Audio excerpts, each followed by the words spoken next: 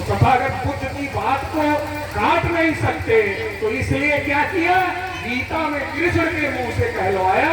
क्या कहा गीता में कृष्ण के मुंह से, कि वर्ण व्यवस्था का निर्माण हमने कर्म के आधार पर किया है। गीता में क्या कहा, कि वर्ण व्यवस्था का निर्माण हमने कर्म के आधार पर किया है। लेकिन वो कर्म कैसा है, वो कर्म कैसा है, वो कर्म ऐसा है कि इस जन्म में आप अच्छा कर्म करोगे तो अगले जन्म में आप बड़े हो जाओगे। तो मूर्ख बनाया, नाम लिया कर्म का और आधार बनाया जन्म को, और नाम लिया कर्म का, तो मूर्ख बनाने का काम किया।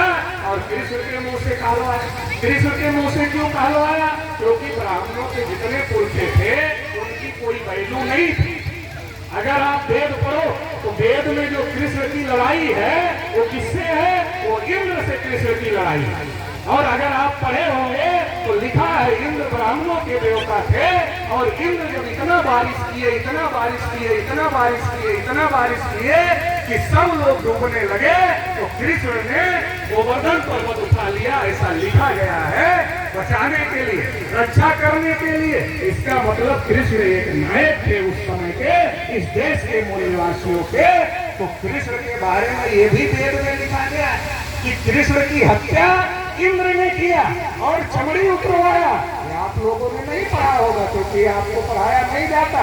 ये भी लिखा गया है, और ये लिखा गया है वो कृष्ण कौन सा कृष्ण था, वो कृष्ण राक्षस था, ऐसा लिख दिया गया। तो राक्षस किसको, दैत्य किसको कहा, दानव किसको कहा, असुर किसको कहा, हमारे ही पूर्वजों को कहा, हमारे ही पुरखों को कहा। अपने को कहा हम देव हैं, हमको कहा दैत्य है, दानव है, असुर है, राक्षस है, हमको कहा, और अपने को कहा हम देव हैं। तो कृष्ण को ऋग्वेद में क्या कहा, कृष्ण को कहा यह राक्षस था जिसकी हत्या इंद्र ने की। कृष्ण किसके लिए लड़ रहा था, कृष्ण उनके लिए लड़ रहे थे जिनके खिलाफ इंद्र थे, इंद्र ब्राह्मणों के देवता थे।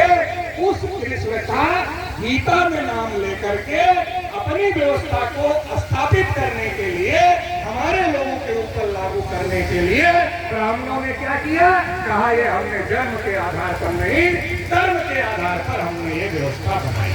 तो क्या व्यवस्था बना दिया, और उस व्यवस्था को बचाने का काम कौन कर रहा, अरे जिन्होंने बनाई, जिनको फायदा है वो बचाने का काम करे। बात समझ में आती है। उस व्यवस्था में जिन क्षत्रियों के बारे में लिखा गया कि 21 बार परशुराम नाम के ब्राह्मण ने क्षत्रियों का संहार कर दिया, वो क्षत्रिय लोग उस व्यवस्था को बचाने में लगे। फिर उस व्यवस्था में जिसके बारे में लिखा गया कि तुम शूद्र हो, और शूद्रों का काम है इनकी सेवा करना, इसकी ब्राह्मणों की सेवा करना। शूद्र कौन है, यादव दूध नहीं